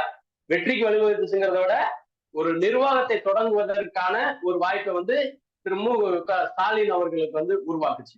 இப்ப அதே தன்மையில பாருங்க, 6/5/1989 முதல் 10/8/91 வரைக்கும் சுக்கிரநாத், அதாவது சுக்கிர தசாநாதனுக்கு மீன குரு புத்திநாதன் சேர்ந்து மேசத்தில் அமர்ந்திருப்பதால் மீன குரு புத்தியை துவக்கியது மட்டுமல்லாமல் விருட்சகத்திலிருந்து புத்திநாதன் மீனத்திற்கு குதிரை பாய்ச்சலாக பாய்ந்தார். புத்தி தான் இப்படி ஓடிட்டு இருந்துச்சு. அப்ப புத்தி ஓடும்போது துலாவை முடிச்சுட்டு விருட்சகத்துல இருந்து என்ன பண்ணாரு அப்படின்னாக்கு கதி பாய்ச்சல்ல வந்து ஒரு குதிரை கதி பாய்ச்சல் வந்து மீனத்துக்கு போயிடுச்சு. அப்ப வந்து விருட்சக செவ்வாய் புத்தியில இருந்து மீன குரு புத்தியா மாறுச்சு. அப்ப ஏற்கனவே அந்த சுக்கிரனும் குருவும் வந்து ஒரு வலுவான ஒரு அடித்தளத்தை அரசியல்ல வந்து அவருக்கு எடுத்து வைக்கிறதுக்கான ஒரு வாய்ப்பை இளைஞர் அணி செயலாளர் அப்படிங்கிற ஒரு அமைப்பை வந்து கொடுத்தது. இப்ப வந்து பாத்தீங்க அப்படின்னாக்க மீண்டும் வந்து இது என்ன பண்றதுன்னா, இந்த குதிரை கதி பாய்ச்சல் மீண்டும் அதே 1000 விளக்கு தொகுதியில வந்து போட்டியிட வைக்குது. 1991 அவர் வந்து வெற்றி பெறார். முதல்ல வந்து 1000 விளக்கு தொகுதியில தோத்துட்டாரு. இப்ப இந்த குருவும் சுக்கரனும் திரும்ப வந்து இந்த காலசக்கர தசையில இணைஞ்சு 1991 ஏன்னா நமக்கு வந்து 1989 இருந்து 91 வரைக்கும் 6/5/1989 இருந்து 10/8/2091 வரைக்குமே வந்து இவருக்கு வந்து என்ன துலா சுக்கர தசையில் மீன குருவனுடைய புத்தி. அப்ப வந்து ஒரு அடித்தளமான ஒரு எம்எல்ஏ அப்படிங்கிற ஒரு போஸ்டிங்க்கு வந்து ஒரு தகுதியான அரசியல் தலைவராக முதல் வெற்றியை வந்து சுவைக்கிறார். மக்களுக்காக வந்து தேர்ந்தெடுக்கப்பட்ட ஒரு எம்எல்ஏ அப்படிங்கிற ஒரு அமைப்பை ஏற்கனவே 1000 விளக்கு தொகுதியில தோத்திருக்கிறார். ஆனா தோத்திருந்தாலும் கூட அந்த தோத்த தொகுதியிலேயே மீண்டும் நின்று 1000 விளக்கு தொகுதியில 1991 ஜெயிக்கிறார். அதுக்கடுத்து பாத்தீங்கன்னா இதே துலா சுக்கிரன் வந்து அடுத்து வந்து கும்ப சனிக்கு வர்றார். அதாவது வந்து மீனத்தை முடிச்சுட்டாரு இல்லையா, மீன குருவுக்கு அடுத்து அப்புறம் என்ன வரும், இது ரிவர்ஸ்ல வர ஆன்டி கிளாக் வைஸ்ல வந்து வரக்கூடிய புத்தி. அதுக்கடுத்து பாத்தீங்கன்னா கும்ப புத்தி தான் வரும் இல்லையா, கும்ப சனியினுடைய புத்தி வந்துச்சு. அப்ப வரும்போது பாத்தீங்க அப்படின்னாக்க 1000 விளக்கு தொகுதியில மீண்டும் தோற்றார். அப்ப வந்து பாத்தீங்கன்னா 10/5/1992 வரைக்கும் 10/8/1991 இருந்து 10/5/1992 வரைக்கும் இருந்திருக்கு. இது 6க்கு 12 இந்த சனி பகவான் இருந்ததுனால இந்த லக்னத்துக்கு சனி பகவான் வந்து நன்மையானவரும் கிடையாது. அதனால வந்து மீண்டும் பாத்தீங்க அப்படின்னா 1000 விளக்கு தொகுதியில தோக்குறாரு. அப்ப 1000 விளக்கு தொகுதியில வந்து இந்த காலசக்கரம் வந்து முதல்ல ஒரு தோல்வியை கொடுத்தது, அடுத்து வந்து ஒரு வெற்றியை கொடுத்தது. அதே காலசக்கரம் அந்த சனியினுடைய கும்ப சனியினுடைய புத்தியில வந்து என்ன பண்ணுது, மீண்டும் தோல்வியை கொடுக்குது. அதுக்கடுத்து பாருங்க, துலா சுக்கிர தசையில விருட்சக செவ்வாய் புத்தி நடக்குது. அப்ப அப்படியே வந்தாரு இல்லையா, ரிவர்ஸ்ல வரும்போது விருட்சக செவ்வாய் புத்தி வந்து 29/1/1995 இருந்து 5/6/96 5/6/1996 வரைக்கும் வர்க்கோத்தம பெற்ற துலா சுக்கிரனும் நவாம்சத்தில் உச்சம் பெற்ற விருட்சக செவ்வாயும் இந்த புத்தி பாத்தீங்கன்னா 2 தரமான வெற்றிகளை வந்து ஒரு கொடுக்குது. ஏன்னா விருட்சக செவ்வாய் என்பது லக்னாதிபதி ஆகிறார் இல்லையா. இப்ப வந்து இந்த விருட்சகத்துக்கு வந்து நீங்க வந்து மேச செவ்வாய்னா வந்து உங்களுக்கு வந்து 6ஆம் இடத்து செவ்வாயா மாறும். இதுவே வந்து விருட்சக செவ்வாய் நம்ம வந்து சொல்லிட்டோம் அப்படின்னு பாத்தீங்கன்னாக்கா அவருக்கு நடத்துறது லக்னாதிபதியினுடைய புத்தியை நடத்துறாரு. அப்ப வந்து ஒரு வலுவான ஒரு வெற்றியை வந்து கொடுக்குது. அதாவது வந்து 20/1/1995 முதல் 5/6/1996 வரைக்கும் வர்க்கோத்தம பெற்ற துலா சுக்கிரனும் நவாம்சத்தில் உச்சம் பெற்ற விருட்சக செவ்வாயும் புத்தி, அதாவது 2 தரமான வெற்றியை இவருக்கு வந்து கொடுத்தது. அது வந்து பாத்தீங்கன்னா 1996 மீண்டும் 1000 விளக்கு தொகுதியில் ஜெயிக்கிறார். அது மட்டுமல்ல, மக்களால் தேர்ந்தெடுக்கப்பட்ட முதல் மேயர் என்ற ஒரு சிறப்பு தகுதியை சென்னைக்கு வந்து பெறுகிறார். ஏன்னா அது வரைக்கும் வந்து சென்னை மேயரை தேர்ந்தெடுத்தது மக்களால் தேர்ந்தெடுக்கப்படலையாம. அந்த 1996 தான் வந்து மக்களால் வந்து தேர்ந்தெடுக்கப்பட்ட முதல் மேயர் அப்படிங்கிற ஒரு சிறப்பு தகுதி ஸ்டாலின் அவர்களுக்கு தான் இருக்குது. ஏன்னா ஏன்னா மக்களால் தேர்ந்தெடுக்கப்பட்ட மேயர் அதுக்கு முன்னாடி இல்லை அப்படிங்கிறது அந்த மேயர் வரலாற்றுல சொல்லக்கூடிய ஒரு விஷயம். அப்ப மக்களால் தேர்ந்தெடுக்கப்பட்ட முதல் மேயர் அப்படிங்கிறது இந்த ஸ்டாலின் அவர்களுக்கு சென்னை மேயராக பதவி பெற்றது. அந்த டயத்துலதான் வந்து என்னாச்சு அப்படின்னாக்கு வந்து அதுக்கடுத்து அதே கன்னி புதனுடைய தசையில கடக புத்தி வந்துச்சு. கடக புத்தி வந்து ஏற்கனவே வந்து கடகசந்திரனுடைய புத்தி இவருக்கு வந்து ஒரு வலுவான வெற்றியை வந்து கொடுத்தது. அதே பாருங்க, அந்த கடகசந்திர புத்தி 29/12/2000 இருந்து 19/3/2003 வரைக்கும் லாபஸ்தான அதிபதியான புதன் புத்தியில் பதவி ஸ்தானத்தில் அமர்ந்த சந்திர புத்தி. ஏன்னா புதனுக்கு சந்திரன் இது வந்து நம்ம பார்க்கும்போது இப்படி வரும்போது வந்து என்ன தோணும், 10க்கு 11ஆம் இடத்து அதிபதிகள் அப்படின்னு சொல்றோம். அப்ப பதவியும் காரியஸ்தானாதிபதியும் லாபஸ்தானத்துல இருக்கிறதுனால திமுக கட்சியின் பொதுச் செயலாளரா பதவி உயர்வு பெறார். அப்ப வந்து ஒரு ஒரு கட்சிக்கு இளைஞர் அணி செயலாளரா இருந்தவர் பொதுச் செயலாளரா உயர்வு பெறக்கூடிய ஒரு தன்மை வந்து கொடுக்குது. ஆனா அதே சமயத்தில் அந்த வெற்றி நிலைச்சுட்டான்னு பாத்தீங்கன்னா அதுக்கடுத்து 2002ல ஜெயலலிதா அம்மா அவர்கள் வந்து ஒரு பெரிய சட்டத்தை கொண்டு வராங்க. ஏன்னா அதாவது வந்து ஒருவர் 2 பதவியில இருக்கக்கூடாது அப்படிங்கிற ஒரு சட்டத்தை கொண்டு வந்த காரணத்தால் அந்த மேயர் பதவியை வந்து இவர் ராஜினாமா செய்யறாரு. 1000 விளக்கு தொகுதி மட்டும் அவர் வந்து எம்எல்ஏவா நீடிக்கக்கூடிய ஒரு தன்மையை வந்து கொடுக்குது. அப்ப வந்து இந்த இந்த தசாபுத்திகள்ல இந்த காலசக்கரம் எவ்வளவு வலுவான ஒரு அமைப்பை வந்து உருவாக்கி இருக்கு அப்படின்னு சொல்லி பாருங்க. அதற்கடுத்து பாத்தீங்க அப்படின்னாக்கு இதே கன்னி நம்ம ஏற்கனவே ஒண்ணு சொன்னோம் இல்லையா, இந்த கன்னி புதனுடைய தசையில ஒரு வலுவான ஒரு திருப்பு முனையை உருவாக்குச்சு அப்படின்னு வந்து நம்ம சொன்னோம் இல்லையா. அந்த திருப்பு முனை வந்து பாத்தீங்கன்னா கன்னி புதன் தசையில தனுசு, அதாவது வந்து இந்த கன்னியினுடைய தசை வந்து பாத்தீங்கன்னாக்க கன்னியினுடைய புதன் தசை. அப்போ விருட்சகத்துல வந்து மீனத்துக்கு வந்து ஒரு கைதி பாய்ச்சல் ஏற்படுது. இந்த கதி பாய்ச்சல் புத்தியில தான் ஏற்படுது, தசையில இல்ல, புத்தியில. அப்ப இந்த புத்தியில ஏற்பட்ட ஒரு கதிப்பாற்றல் ஒரு அசைக்க முடியாத ஒரு தலைவர் அப்படிங்கிற ஒரு அமைப்புக்கு வந்து இவர் கொண்டு வந்துருச்சு. அதாவது பாத்தீங்கன்னா இந்த குதிரை பாய்ச்சல் 9/8/2006 முதல் 1/9/2007 வரை தான் அந்த புத்தியே இருந்தது. ஆனா அந்த புத்தி அந்த குதிரை பாய்ச்சலை கொடுத்துச்சு இல்லையா, அந்த குதிரை பாய்ச்சல் இன்று வரைக்குமே வந்து அவருக்கு வந்து ஒரு வலுவான அடித்தளத்தை அமைத்து கொடுத்ததுன்னு பாத்தீங்கன்னா அந்த குதிரை பாய்ச்சல் தான். ஏன்னா அந்த குதிரை பாய்ச்சல் அவர் ஒரு வலுவான ஒரு பாய்ச்சலா வந்து அப்ப பாய்ந்து இருக்கு அப்படிங்கிறத உண்மை. அது பாத்தீங்க அப்படின்னாக்க இந்த புத்தி இருந்தது. ஆனால் அடுத்தடுத்த புத்திகளால் எவ்வித மாற்றமும் தர முடியாத குதிரை பாய்ச்சலாக அமைந்தது. ஏன்னா அந்த தோல்வி மாதிரி விஷயங்களோ அல்லது பெரிய மான அவமானங்கள் இல்லாம வந்தது. 2006 உள்துறை அமைச்சராகவும் 2009 துணை முதலமைச்சராகவும் அவருக்கான ஒரு பதவியை கொடுத்தது. ஆனா நீங்க பாருங்க, அந்த குதிரை பாய்ச்சல்ங்கிறது வந்து ஒரு சின்ன புத்தியில ஏற்பட்ட ஒரு விஷயம். அப்ப வந்து ஒரு சின்ன புத்தியில வந்து நம்ம இன்னும் வந்து இந்த கதி பாய்ச்சல்லாம் உங்களுக்கு எடுக்கல. நம்ம வந்து இதுல வந்து ஏற்படக்கூடிய அந்த வெற்றியினுடைய ஸ்தானத்துல திரு மு.க. ஸ்டாலின் அவர்கள் வந்து எப்படி வந்து எந்தெந்த அந்த கதி பாய்ச்சல் மூலம் எப்படி வலுவான ஒரு வெற்றிகளை பெற்றார் அப்படிங்கிறதுக்கான ஒரு அமைப்பை தான் வந்து கொடுக்குறாரு. ஏன்னா இந்த கதி பாய்ச்சல் எல்லாம் வந்து அவமானங்கள் பிரச்சனைகள்லாம் வந்திருக்கு. நம்ம அந்த தவளை கதி, பாம்பு கதி எல்லாம் வந்து நம்ம வந்து பார்க்கல. இது வலுவான இந்த கதி பாய்ச்சல் இருக்கு இல்லையா, அந்த பாய்ச்சல்களை வந்து நம்ம வந்து பார்த்துக்கிட்டு இருக்கோம். அப்படி வந்து பார்க்கும்போது 2006 உள்துறை அமைச்சராகவும் 2009 துணை முதலமைச்சராகவும் அமர்ந்ததுடன் 2011 வரைக்கும் இந்த பதவிகளை வந்து தக்க வைத்துக் கொள்ளக்கூடிய ஒரு அமைப்பு. பாருங்க, 2006 7க்குள்ள இந்த கதிப்பாய்ச்சல் ஏற்பட்டது. அப்ப இந்த கதிப்பாய்ச்சல் 2007 11 வரைக்கும் ஒரு வலுவான ஒரு அமைப்பை வளர்த்துக் கொள்வதற்கு, ஒரு அரசியல் ரீதியாக தன்னை வளர்த்துக் கொள்வதற்கான ஒரு அடித்தளமாக இந்த குதிரை பாய்ச்சல் இருந்திருக்கு அப்படிங்கிறத வந்து நம்ம பார்க்கணும்.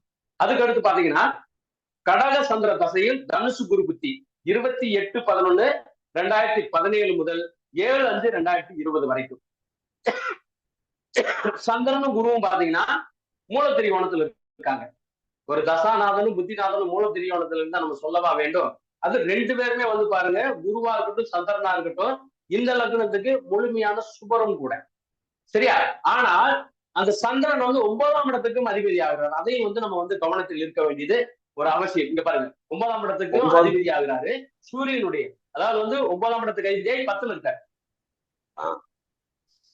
சரியா? பார்வை வந்து இருக்கு. என்னங்க சார்? இல்ல சார், 9, 10ஆம் அதிபதி தொடர்பு இருக்கிறதுனால தர்மகர்மாதிபதி யோகம் வருது. அதனால நல்ல ஒரு பிரபலமான தர்மபுராதி யோகம் இந்த 2 பேர் பார்த்துட்டாலே இருக்கு. அதே மாதிரி வந்து பாத்தீங்கன்னா இந்த சனி பகவான் வந்து 9ஆம் இடத்தை பாக்குறாரு.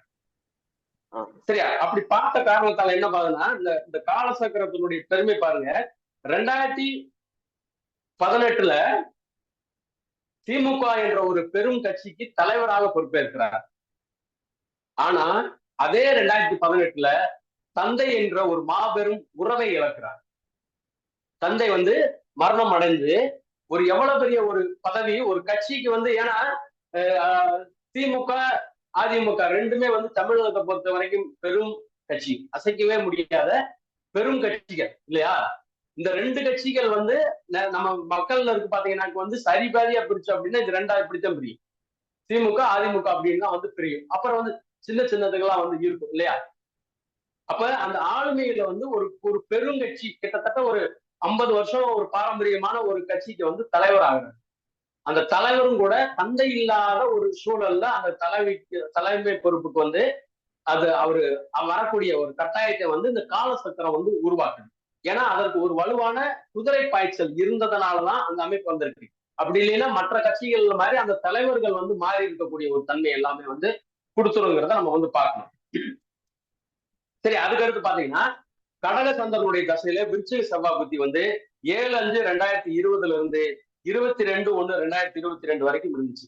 இந்த காலத்துல வந்து பாத்தீங்கன்னா சந்திரனுக்கு 8ல செவ்வாய் இருந்தாலும் கூட கடக சந்திரனுடைய தொடர்பால் 2021ஆம் ஆண்டு தேர்தலில் வெற்றி பெற்று இன்று வரைக்கும் முதலமைச்சராக இருக்கிறார்.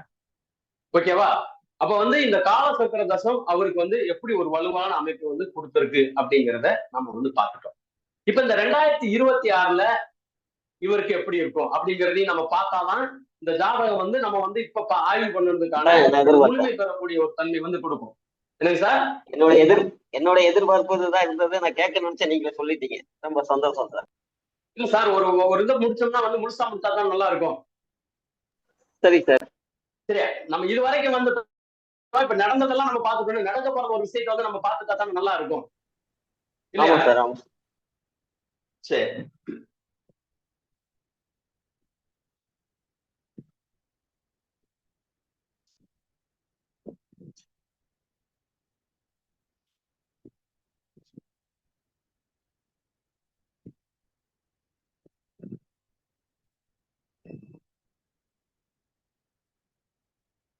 அந்த ஜாதகத்தை எல்லாருமே வந்து கையில வச்சுக்கோங்க.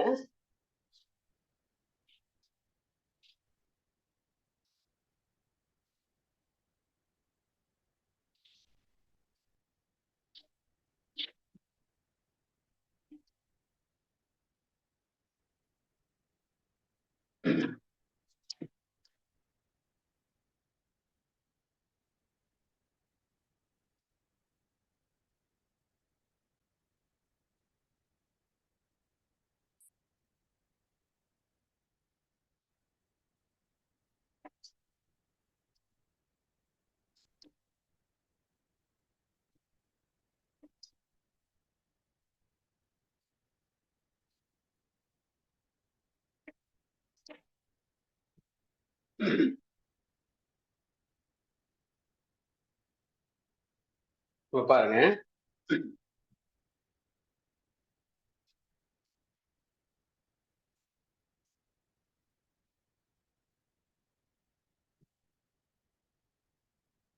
என்ன தசாபுத்தி ஓடுறது.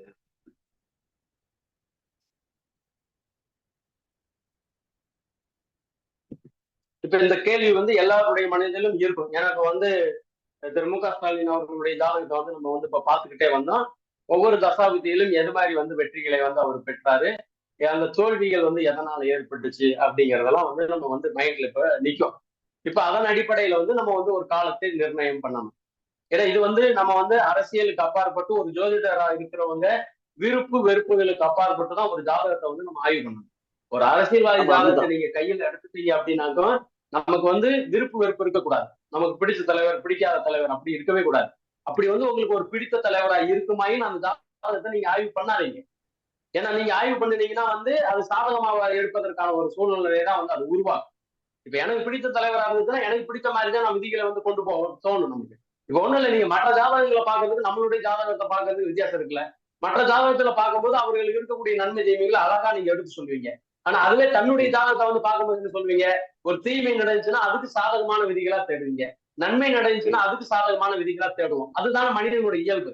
அப்ப வந்து அரசியல்வாதி ஜாதகங்களை வந்து நீங்க ஆய்வு பண்ணும்போது விருப்பு வெறுப்பு இல்லாம வந்து நீங்க ஆய்வு பண்ணுனீங்க அப்படின்னா அந்த ஜாதகத்துல இருக்கக்கூடிய அந்த விதிகள் மிக சரியான பலனை கொடுக்கும் அப்படிங்கறதான் நிதர்சன உண்மை. ஓகேவா? சரி, இப்ப பாருங்க,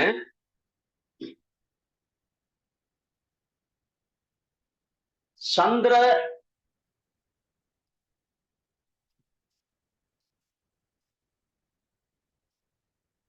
கடக சந்திர தசையில்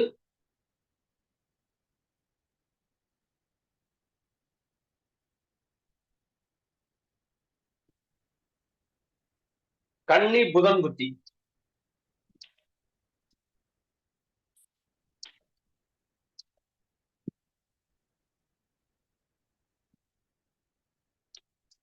பத்தொன்பது 12/2025 1/3/2028 வரைக்கும் நடைபெற போகுது. இப்ப ஆய்வு பண்ணுங்க. இப்போ நம்ம சொன்ன விதிகளை கொஞ்சம் மைண்ட்ல வச்சுக்கோங்க. அந்த பலம் பலவீனத்தை கணக்கீடு பண்ணுங்க. இப்ப நமக்கு இது ஒரு வலுவான ஒரு அமைப்பு கொடுக்குது. தசையை நடத்தக்கூடியது கடக சந்திரன், புத்தியை நடத்தக்கூடியது கன்னி புதன். சரியா? இப்ப சந்திரனுக்கு 8ஆம் இடத்துல என்ன பண்ணி இருக்கிறார்? நீசமாய் நிற்கிறார். ஆனா 11ஆம் இடத்தை தன்னுடைய பார்வையால் பார்க்கிறார். அப்ப தசாநாதனுக்கு புத்திநாதன் பாத்தீங்கன்னா 10-11 இருக்கு. சரி, அப்ப எது மாதிரி விஷயங்கள் அவருக்கு கொடுப்பாரு? இப்ப யூங்க நீங்க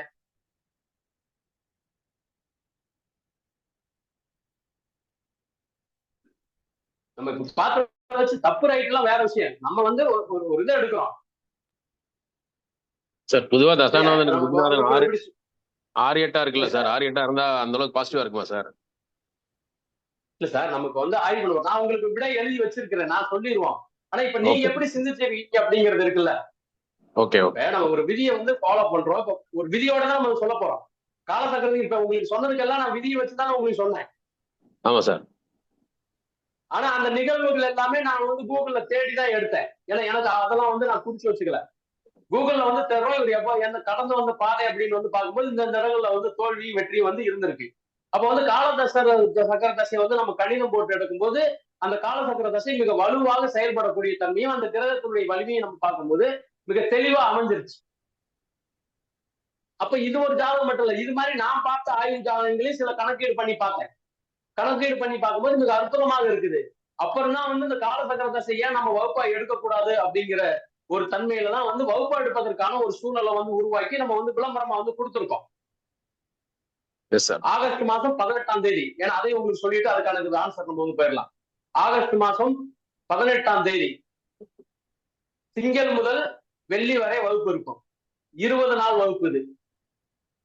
அதாவது திங்கள் முதல் வெள்ளி வரை வகுப்பு இருக்கு. சனி ஞாயிறு லீவு, அதுக்கடுத்து திங்கள் முதல் வெள்ளி. இப்படி 20 நாளுக்கான வகுப்பு இது.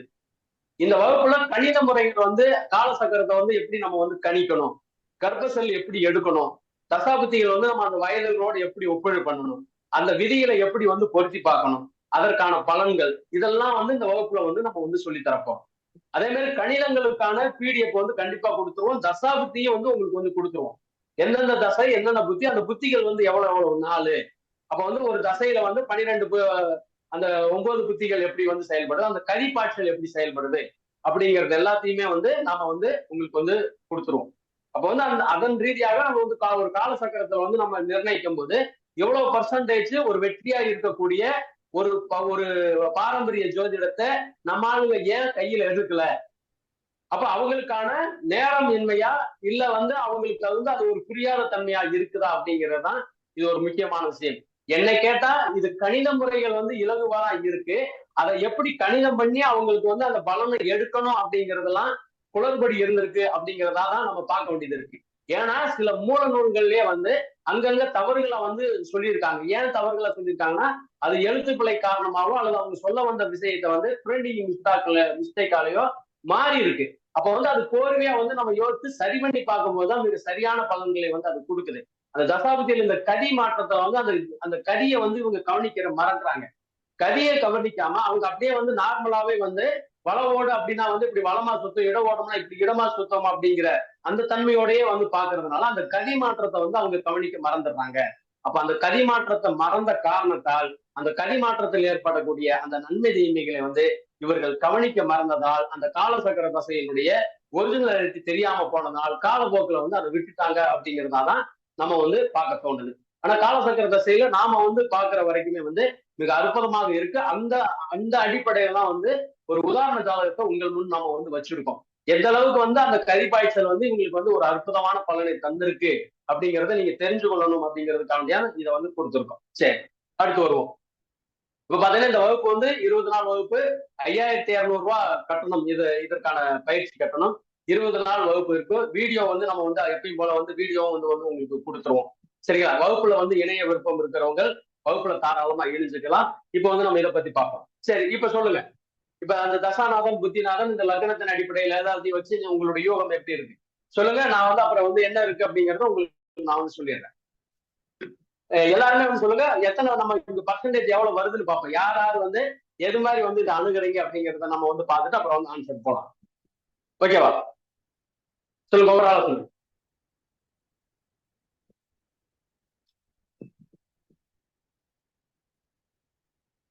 சார் இது எப்படினாலும் இவருக்கு வெற்றி தான் சார். ஏன்னா செவ்வாயோட சேர்ந்து இருக்காரு சார். ராமஸ்தானாதிபதி வந்து செவ்வாயோட நீங்க செவ்வாயில வந்து சொல்லுவீங்க. அதாவது வந்து நம்ம இப்ப வந்து புரிஞ்சுக்கிட்ட ஒரு விஷயங்கள் வந்து ஒவ்வொரு மாதிரி புரிஞ்சிருப்பீங்க. அதன் அடிப்படையில இப்ப வந்து நமக்கு வந்து பலன் எடுக்க போறீங்க. அப்ப அதன் அடிப்படையில வந்து நீங்க சொல்லும் போது யார் வந்து எப்படி யூகிச்சிருக்கீங்க அப்படிங்கறது வந்து நமக்கு தெரியணும் அப்படிங்கறதுக்காக சொல்றேன். இந்த வெற்றி நீங்க போட்டிருக்கேன், தோல்வின்னு சொல்றவங்க நீங்க போட்டிருக்கேன். நீங்க இப்ப வந்து நம்ம இப்ப வகுப்புல கலந்துக்கிட்டவங்க என்ன அபிப்பிராயத்தில் வந்திருக்கீங்க, இந்த விதிகளை எப்படி புரிஞ்சுக்கிட்டீங்க அப்படிங்கிறத நம்ம தெரிஞ்சுக்குவோம். இப்ப வெற்றின்னு ஒரு ஆள் சொல்றீங்க, வெற்றியா தோல்வியா சார்? வெற்றி சார். வெற்றி வெற்றி வெற்றி வெற்றி வெற்றி சார். அடுத்து இதுல ஒரு ஆளா சொல்லுங்க சார். வெற்றி பெறுவார் அப்படிங்கிறது தான் சார் அபிப்பிராயமா இருக்கு. மீனாட்சி சுந்தரம் சார். வெற்றி. அடுத்து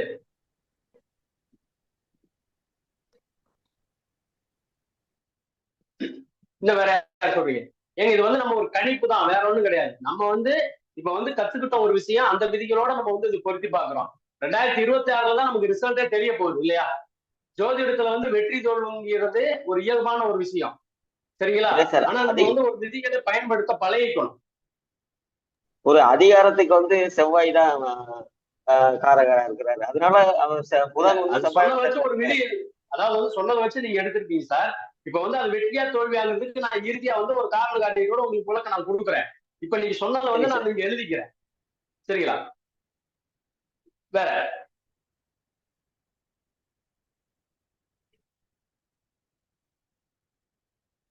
ஒருத்தர் பேச மாட்டேங்கிறீங்க.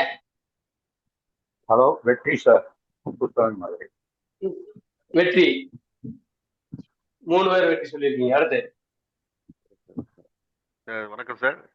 Sir தோல்விங்க sir. நல்ல சிவம் பிறந்தவை தோல்வி இருக்கிறதுனால என்னுடைய புரிதல் 6-8 இருக்கிறதுனால தோல்வி. ஓகே சார், நல்லது. சங்கமேசம் சார். தோல்வி சார். தோல்வி. அடுத்து சார், இது ராசி தசைங்கிறதுனால கன்னி ராசி தசைங்கிறப்போ அந்த தசாநாதன் புத்தி கன்னி ராசிக்குரிய புத்திங்கிறதுனால புத்திநாதன் நீசமா இருக்காரு. அந்த அந்த கன்னிக்கு 8 கூடிய செவ்வாய் வந்து கன்னிய பாக்குறாரு.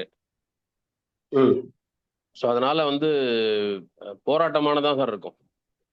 ஈஸி வெற்றி இருக்காது. தோல்வி வெற்றி நம்ம வந்து ஒரு ரிசல்ட் எடுத்துக்கலாம். அதனால தோல்வி வெற்றி அப்படி மட்டும் சொல்லுங்க. தோல்வி சார்.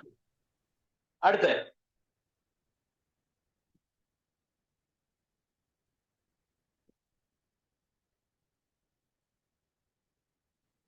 ஒரு 6 பேர் சொல்லியிருக்கீங்க. இன்னும் ஒரு 4 பேர் சொன்னீங்கன்னா கூட நம்ம வகுப்பு நிறைவு செய்யலாம். மதுரை சுப்பிரமணியன் தோல்வியா? தோல்வி. ஓகே, 4, 3, 7. அடுத்து நானும் தோல்வியே சொல்றேன். சந்திரசேகரன் தோல்வி. 5 பேர். ஓகே, இன்னும் ஒரு 2 பேர் சொன்னா கூட நம்ம வந்து வகுப்பு நிறைவு சார். வணக்கம், ஜெயபிரதாம். அபார தோல்விங்க சார். தோல்வி அபார தோல்வியா இருக்கும். சரி, அடுத்து அரசியல் வெறுப்பு. அரசியல் காழ்ப்புணர்வு. அடுத்து அப்படி எல்லாம் கிடையாது. இன்னைக்கு நடக்கிற ஃபேக்ட் இல்ல நான் என்னன்னா அவங்க இது நான் சொல்லிட்டேன், முதல்ல சொல்லிட்டேன். விருப்பு வெறுப்புகளுக்கு அப்பாற்பட்டதை நமக்கு ஆபத்து ஆய்வு பண்ணணும்னு சொல்லிட்டு அப்படித்தான் நீங்க எல்லாரும் சொல்லியிருக்கீங்க, நான் நம்புறேன். சரியா? அதனால வந்து நீங்க வந்து ஒண்ணு இது பண்ணிக்க வேண்டாம். ஓகேவா?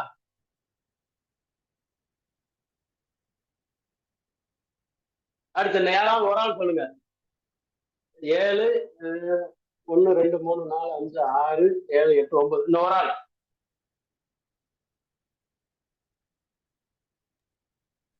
சார் நான் பரமத்திருமதி. நான் ஒரு கணிதம் முழுசா தெரியாது, பொதுவா சொல்றேன். வெற்றி சார். இல்ல சார், நம்ம வந்து இப்ப இங்க நம்ம இப்ப கத்துக்கிட்டதை வச்சுதான் நம்ம பேசுறோம். நமக்கு இன்னும் காலசக்கர தசை உங்களுக்கு கணிதமே நான் சொல்லி தரலையே. இப்ப வந்து சில விதிகளை வச்சு நம்ம வந்து வெற்றி தோல்வின்னு பார்த்துட்டு வந்தோம் இல்லையா, அந்த அடிப்படையில தான் வந்து நம்ம வந்து கேட்கிறோம். வெற்றின்னு சொல்றீங்களா? சொல்லுங்க, வெற்றி சொன்னீங்களா தோல்வி சொன்னீங்களா? நான் பாயிட்டாங்க. என்ன சொன்னாங்க? வெற்றி வெற்றி சார். வெற்றி. ஓகே, மகிழ்ச்சி. சரி, இப்போ இதுல ஒரு ஒரு வலுவான ஒரு காரணத்தை வந்து நம்ம பார்க்கணும். இப்ப நம்ம வந்து கடந்து வந்த தசாபதிகள்ல வந்து நம்ம பார்க்கும்போது இந்த கன்னி புதனுடைய தசையில கடக சந்திர புத்தி நடந்துச்சு ஏற்கனவே. இப்ப எப்படி நடக்குது அப்படின்னு பாத்தீங்கன்னா, கடக சந்திர தசையில கன்னி புதன் புத்தி நடக்குது. இதுல ஏதாவது உங்களுக்கு குழப்பம் இருக்கா? ஏற்கனவே வந்து கன்னி புதனுடைய தசையில கடக சந்திர புத்தி நடந்துச்சு. நடந்தது நம்ம விதி இருக்குது இல்லையா?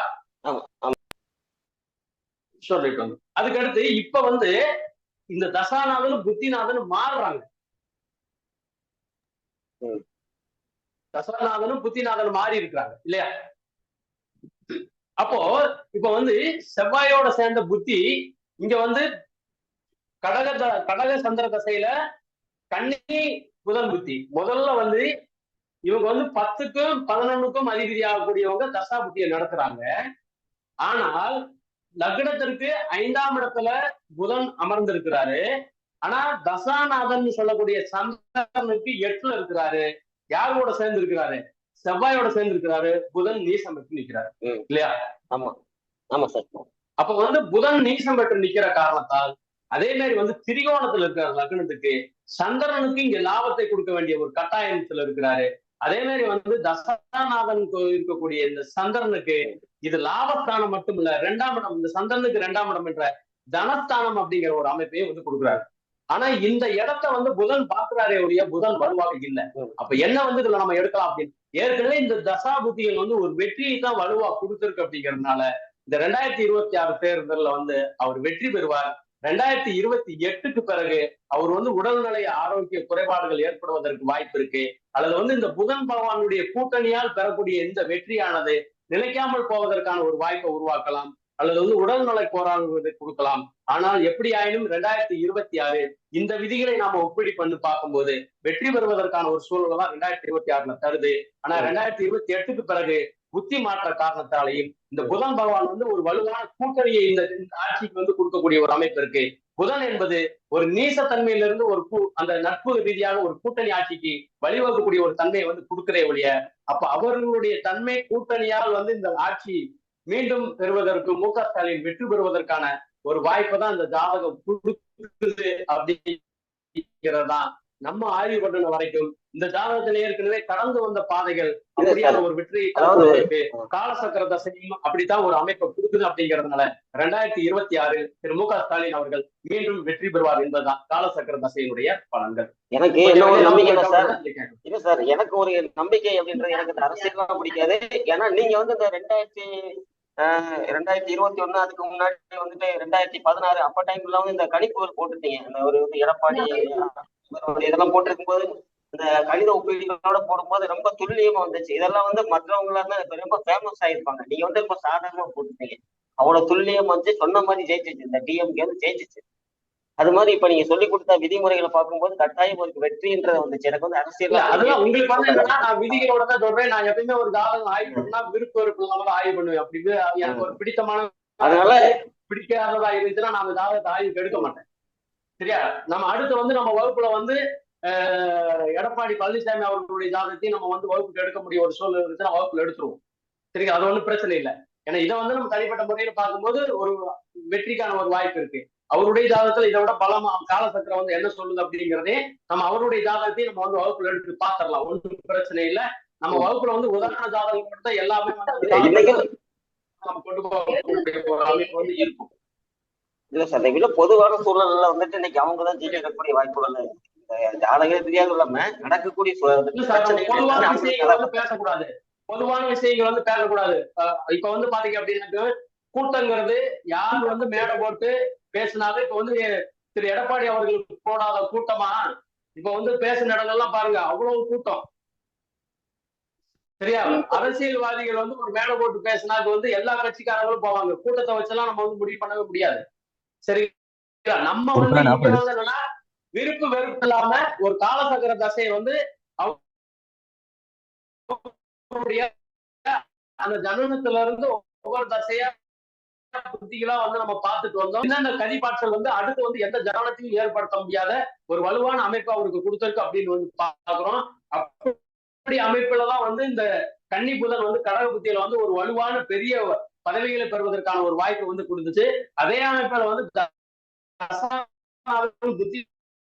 புத்திநாதன் மார்களை ஒழிய அதே நடத்துறாரே ஒழிய, அதனால வந்து கூட்டணிங்கிற ஒரு விஷயத்துக்கு ஒரு முழுமையான ஒரு ஒத்துழைப்பு வந்து ஏற்படக்கூடிய ஒரு அமைப்பு இருக்கு. ஏன்னா லக்னாதிபதியோட செவ்வாய் சேர்ந்திருக்கனால அவங்க பிடிக்குதோ பிடிக்கலையோ இவருக்கு வந்து ஒரு கூட்டணிக்காக வேண்டிய ஒரு கூட்ட அமைப்புல இருக்க வேண்டும் அப்படிங்கிற அந்த நட்புக்காரன் புதன் வந்து புத்தியை நடத்துறதுனால கூட்டணி அப்படிங்கிற அந்த கூட்டணி பலத்தால் வந்து இவர் ஜெயிக்கக்கூடிய ஒரு வாய்ப்பு இருக்கு. அது 2026 வரைக்கும் சிறப்பா இருக்கக்கூடிய ஒரு தன்மை இருக்கும். 2028 வரைக்கும். அதுக்கு பிறகு புத்தி மாறுது. அந்த புத்தி மாற்றத்துல வந்து உடல்நல கோளாறு ஏற்படுவதற்கான ஒரு சூழல் இருக்கு அப்படிங்கிறத வந்து நம்ம சொல்றோம். ஏன்னா அரசியல்வாதிகளை வச்சு நம்ம வந்து ரொம்ப மோசமான விமர்சனங்கள் வந்து அங்கிட்டு கொடுக்க கூடாது. வெற்றி தோல்வி அப்படிங்கிற ஒரு விஷயத்தோட தான் நம்ம வந்து நிக்கணும் அப்படிங்கிறத நம்ம வந்து புரிந்து கொள்ள வேண்டும் என்பதுதான் இந்த வகுப்பினுடைய டெமோ வகுப்பினுடைய ஒரு தாற்பயம். உங்களுக்கு இதுல ஏதாவது வந்து ரொம்ப சந்தேகம் இருந்தா நீங்க கேட்கலாம். இல்ல சார், ரொம்ப சிறப்பு சார். சரிங்க. வகுப்புல சேர விருப்பம் இருக்கவங்க வந்து நீங்க வந்து வகுப்புல ஜாயின் பண்ணிக்கலாம். 18ஆம் தேதி ஆகஸ்ட் வந்து 18ஆம் தேதி வகுப்பு வந்து துவங்குது. சரிங்களா? அதுக்கான விவரங்கள் வேணும் தேவைப்படுறவங்க நீங்க கேட்டீங்கன்னா உங்களுக்கு வந்து வாட்ஸ்அப்ல வந்து நான் கொடுத்துட்றேன். அதுக்கு தகுந்த வந்து நீங்க வந்து ஜாயின் பண்ணி இன்னும் ஏதாவது உங்களுக்கு கேள்விகள் இருந்தா நீங்க கேட்கலாம்.